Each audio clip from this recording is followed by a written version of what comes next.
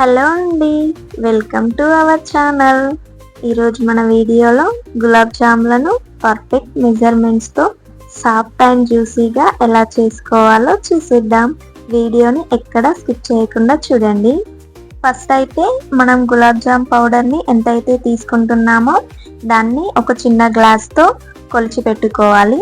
ఇలా కొలవటం ఎందుకంటే మనం షుగర్ తీసుకునేటప్పుడు కూడా మనకు ఎంత తీసుకోవాలని ఒక ఐడియా వస్తుంది. అందుకే గులాబ్ జామ్ పౌడర్ని కొలుచుకోవాలి ఎంత అవుతుందనేసి.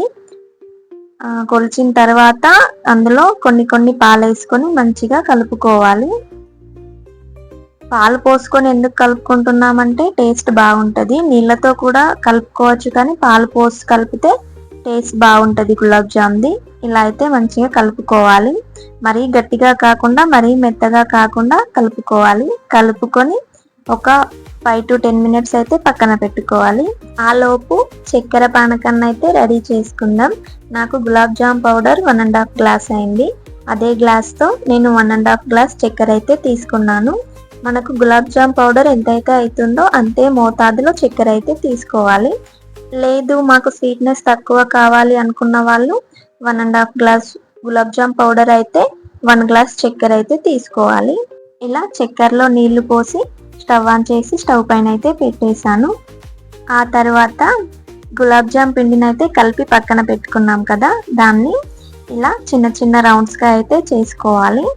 ఈ రౌండ్స్ని అయితే చాలా నెమ్మదిగా చేసుకోవాలి. మంచిగా లోపల ఒత్తుకుంటూ ఇలా రౌండ్స్లా చేయాలి. అప్పుడే మనం నూనెలో వేసినప్పుడు పగలకుండా ఉంటాయి, లేదంటే వట్టిగానే పగిలిపోతాయి.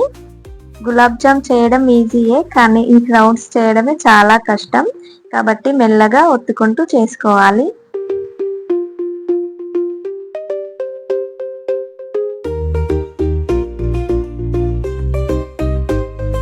అలా మెల్లగా మొత్తం పిండిని అయితే ఇలా చిన్న చిన్న రౌండ్స్గా చేసేసాను. ఇంకో పక్క షుగర్ సిరప్ అయితే రెడీ అవుతుంది. ఇది ఆనకం రావాల్సిన అవసరం లేదు, జస్ట్ షుగర్ కరిగి కొద్దిసేపు మరిగితే సరిపోతుంది. ఇక స్టవ్ ఆఫ్ చేస్తామనే టయానికి ఒక 2 యాలకులను దంచి అందులో వేసుకొని స్టవ్ అయితే ఆఫ్ చేసేయాలి. షుగర్ సిరప్ అయితే రెడీ అయిపోయింది. నెక్స్ట్ ఇక మనం చేసుకున్న రౌండ్ బాల్స్ని డీప్ ఫ్రై చేయాలి కదా, అందుకోసం నూనె అయితే వేడి చేస్తున్నాను. నూనె అయితే వేడైన తర్వాత మనం చేసుకున్న రౌండ్ బాల్స్ని అందులో ఒక్కొక్కటిగా వేసుకోవాలి. బాల్స్ వేసేటప్పుడు స్టవ్ స్లిమ్లోనే పెట్టుకోవాలి. ఇవి మొత్తం కాలేంత వరకు స్టవ్ స్లిమ్లో పెట్టే ఇవి కాల్చుకోవాలి. స్టవ్ హైలో పెట్టి కాల్చుకుంటే మాత్రం బయటికేమో మొత్తం మాడిపోతుంది, లోపలేమో మొత్తం పిండి పిండి అలానే ఉంటుంది. అలా ఉండొద్దంటే మొత్తం స్టవ్ స్లిమ్లో పెట్టే కాల్చుకోవాలి. అప్పుడే మంచిగా లోపల మంచిగా పిండి పిండి ఉండకుండా మంచిగా కాలుతుంది. ఇలా మంచిగా కలర్ వచ్చిన తర్వాత తీసుకోవాలి. తీసి నూనెంతా కిందికి అడిచిన తర్వాత ముందు చేసి పెట్టుకున్న షుగర్ సిరప్లో వీటిని వేసేయాలి. మంచిగా ఇలా అన్నింటినీ స్టవ్ స్లిమ్లో పెట్టే డీప్ ఫ్రై చేసుకోవాలి. మంచిగా కలర్ వచ్చేంత వరకు డీప్ ఫ్రై చేసుకొని వాటిని షుగర్ సిరప్లో వేసుకోవాలి. ఇలానే అన్నింటినీ చేసుకోవాలి.